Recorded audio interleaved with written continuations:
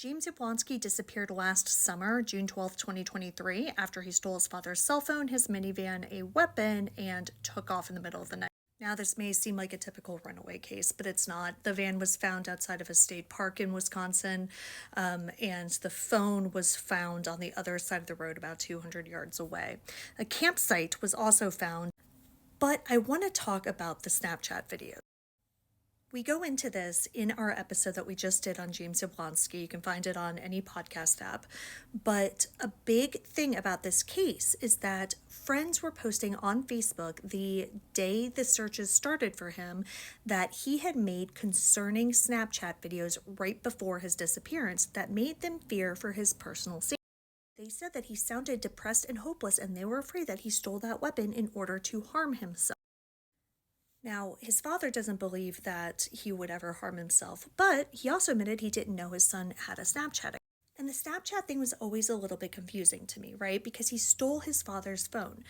So one would have to think that he would have had to make those videos on his father's phone. What we understood, Snapchat wasn't downloaded on there or anything like that.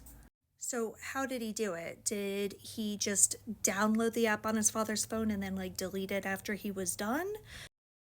Or did he have another device that he had downloaded Snapchat on and he made his videos from? Well, one thing that's a total bombshell that I haven't seen reported on a lot that I just happened to stumble across in an article from last November is that according to James's dad, he had a second phone on him.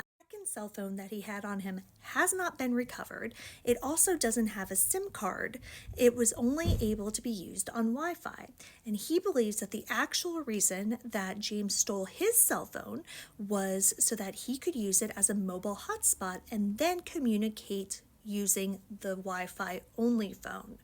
So what this tells me is that since we don't have the phone or any phone records related to that phone, I am hoping with every fiber of my being that investigators have subpoenaed Snapchat to get the information from his account.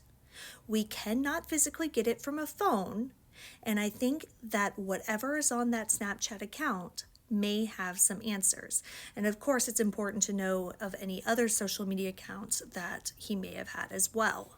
But as we've talked about in other cases, including Bethany Decker's, police don't always go for those subpoenas.